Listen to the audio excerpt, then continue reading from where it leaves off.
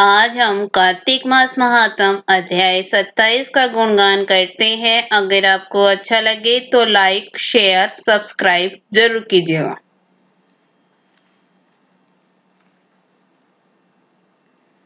गणों ने कहा, विष्णुदास एक दिन भोजन तैयार करके भक्ति में तल्लीन था कि कोई उसका भोजन चुरा कर ले गया।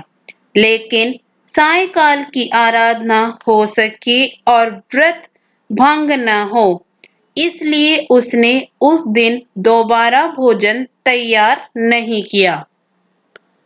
श्री नारद जी ने कहा, हे राजन, इस तरह लगातार 7 दिन तक कोई दूसरा भोजन चुराता रहा।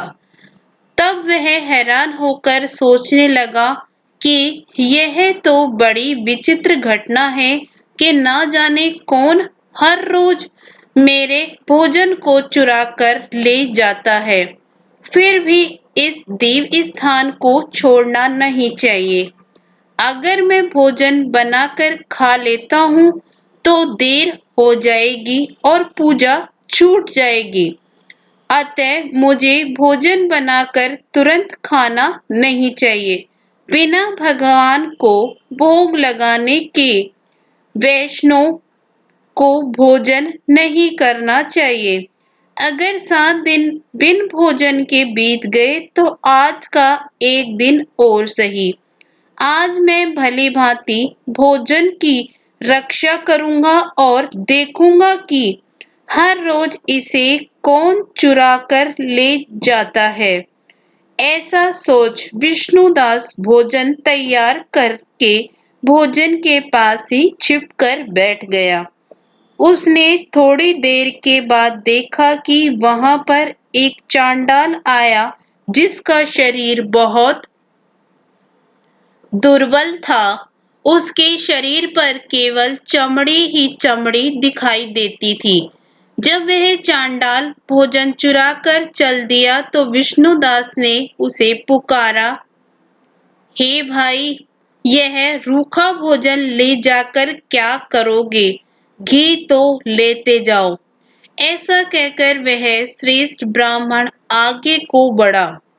विष्णुदास को अपनी ओर आता देखकर वह चांडाल तेजी से दौड़ने लगा। वह ब्राह्मण डर गया, लेकिन दुर्बलता के कारण दौड़ तो न सकता था। अतः वह भूमि पर गिर पड़ा और मूर्छित हो गया। चांडाल को मूर्छित देखकर विष्णुदास लपक कर उसके पास पहुंचा और अपने वस्त्र से उस पर हवा करने लगा। और इसके बाद उसने जो कुछ देखा उसे देखकर वह आश्चर्यचकित रह गया। उसने देखा कि उसके सम्मुख शंख, चक्र, गदा, पद, पीतांबरधारी चतुर्भुजी रूप अलसी के फूल के समान कांति वाले, छाती में कौस्तुभ माला से सुशोभित साक्षात श्री भगवान विष्णु खड़े हैं। भगवान का दर्शन करके सात्विक भाव से मुक्त वह श्रेष्ठ ब्राह्मण उनकी स्तुति तथा प्रणाम कुछ न कर सका। वहीं पर सब इंद्र आदि देवता भी उपस्थित हो गए और गंधर्व तथा अप्सराएं आकर गीत गान करने लगी। ब्राह्मण उन्हें प्रणाम करने के लिए उतावला हुआ, त्यों ही वहां संपूर्ण देव, गंधर्व और अप्सराएं आ गई। विष्णु भगवान ने अपना स्वरूप ब्राह्मण को प्रकट कर उसका आलिंगन किया और दिव्य विमान में बैठाकर उसे बैकुंठ ले गए। दिव्य विमान में ब्राह्मण के विष्णु के साथ जाते हुए चोल राजा ने भी देखा। उसने अपने गुरु आचार्य मुद्गल को कहा कि मैंने जो यज्ञादि किए हैं वे सब व्यर्थ हुए। जितनी दान दक्षिणा मैंने ब्राह्मणों को दी वह असफल हुए। विष्णु भगवान के दर्शन नहीं हुए। विष्णुदास ब्राह्मण ने केवल श्रद्धा से भक्ति की। उसके प्रभाव से विष्णु भगवान ने आकर उसको दर्शन दिए।